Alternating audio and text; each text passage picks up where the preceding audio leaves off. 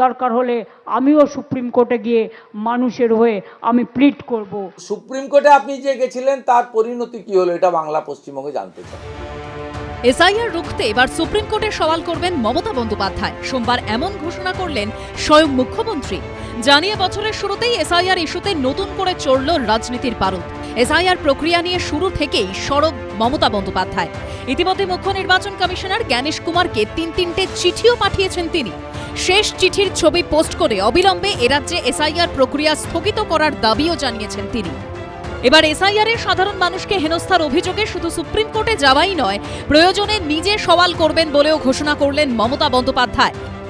আগামীকাল কোর্ট খুলবে, আমরাও আইনে যাব।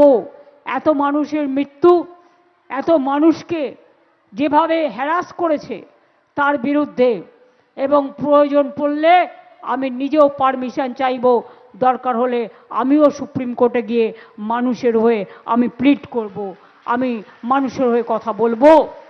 আমি নট অ্যাজ এ লয়ার যাব, আমি লয়ার আছি, আমি নট অ্যাজ এ লয়ার যাব, আমি একজন সাধারণ নাগরিক হিসেবে আমি তো আমার কথা বলতেই পারি।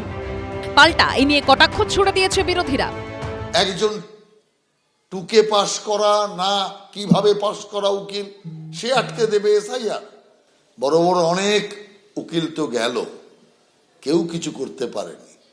হাতি ঘোড়া গেল তল, মশা বলে কত জল। করতেই পারেন।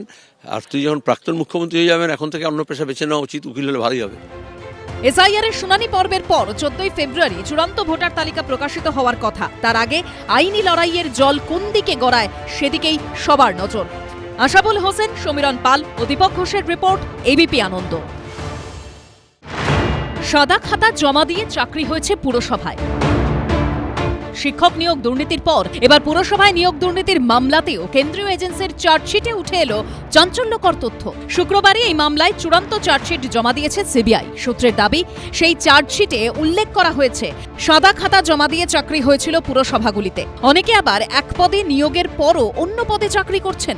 সাদা খাতা জমা করে পুরসভায় হয়েছিল চাকরি 8টি পুরসভায়। 600টির বেশি বেনিয়ম নিয়োগ হয়েছিল, যেখানে একাধিক তথ্য প্রমাণ রয়েছে। সিবিআই তরফে দাবি করা হচ্ছে যে গত 2.5 বছর ধরে তদন্ত করে এই 8টি পুরসভায় যে বেনিয়ম হয়েছে, অবৈধভাবে চাকরি হয়েছিল এবং সাদা খাতা জমা করে তাদের চাকরি হয়েছিল, অয়নশীলের যে সংস্থা এবিএস ইনফোজোন প্রাইভেট লিমিটেড, সেই সংস্থাকে কাজে লাগানো হয়েছিল। সূত্রের খবর, সিবিআই এর চূড়ান্ত চার্জশিটে আরও দাবি করা হয়েছে 8টি পুরসভায় 600-র বেশি বেআইনি চাকরি হয়েছে, যার মধ্যে রয়েছে টিটাগড়, রানাঘাট, হালিশহর, বনগাঁ, কামারহাটি, বরানগর, উত্তর ও দক্ষিণ দমদম পুরসভা। ওনার এই 26-এর আগে সমস্ত তৃণমূল কর্মী আছে, সমস্ত নেতাদের জেলে ঢুকিয়ে দিলে ওনার একটু সুবিধা হবে, কারণ উনি গতবার যেভাবে জিতেছেন এবারে পুরোপুরি হারবেন, এটা উনি জানেন। চার্জশিটে অভিযুক্ত হিসেবে নাম রয়েছে অয়নশীলের সংস্থা এবিএস ইনফোজোন প্রাইভেট লিমিটেডের। এই যে আজকের chargesheet CBI municipal recruitment scam, শুধু একা কামারহাটি মিউনিসিপ্যালিটিতে 200টা ঢুকিয়েছে। অনেকেই ভাবছেন যে সিবিআই ফাইনাল চার্জশিট মানে রিলিফড। না বন্ধু, মানি ট্রেল হয়েছে তো।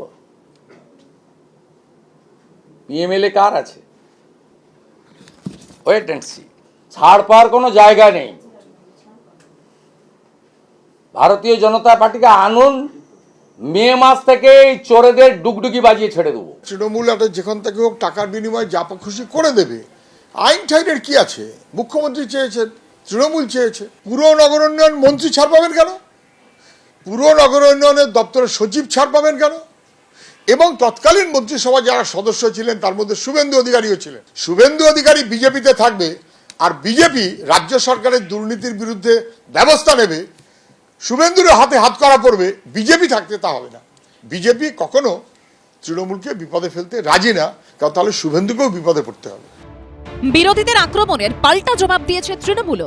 এটা তো তাদেরই হাতে আছে এজেন্সি, যদি কোনো তথ্য প্রমাণ থাকে তারা ব্যবস্থা নেবে। এর সঙ্গে রাজ্যে বিজেপি আসার কি সম্পর্ক? এর সঙ্গে রাজ্যে বিজেপি আসার কোনো সম্পর্ক নেই। অ্যাকচুয়ালি যাদের বিরুদ্ধে একসময় বিজেপি ভিডিও ছাড়তো, বিজেপি পার্টি অফিস থেকে ভিডিও ছাড়া হতো, যারা ওই সিবিআই ইডি ইত্যাদি নানা রকম চাপের বিষয় ছিল, এই সবটা মাথার মধ্যে ঘুরে অবচেতন মনে কনফিউজড হয়ে গেলে এইসব স্টেটমেন্ট বেরোয়। শুক্রবার আলিপুরের বিশেষ সিবিআই আদালতে জমা দেওয়া চূড়ান্ত চার্জশিটে নাম ছিল রাজ্য সরকারের এক আমলার। সূত্রের দাবি, সেখানে অভিযুক্ত হিসেবে দেখানো হয়েছে রাজ্য সরকারের আমলা আইএএস অফিসার জ্যোতিষ্মান চট্টোপাধ্যায়কে। চার্জশিটে সিবিআই দাবি করেছে, পুরসভা নিয়োগ দুর্নীতির সময় তিনি ডিরেক্টরেট অব লোকাল বডিজ বা ডিএলবির ডিরেক্টর ছিলেন। সিবিআই এর দাবি, কর্মী নিয়োগের যাবতীয় অনুমোদন এই ডিএলবির থেকেই মিলত। নিয়োগে দুর্নীতির পুরো বিষয়টি ওই আইএএস অফিসার জানতেন বলে চার্জশিটে দাবি করেছে কেন্দ্রীয় এজেন্সি। সিবিআই এর দাবি, সব জেনেও চুপ ছিলেন তিনি। পুরসভা নিয়োগ দুর্নীতি মামলায় এখনো তদন্ত চালিয়ে যাচ্ছে ইডি। প্রকাশ সিনহার রিপোর্ট, এবিপি আনন্দ। এবিপি আনন্দ, এগিয়ে থাকে, এগিয়ে রাখে।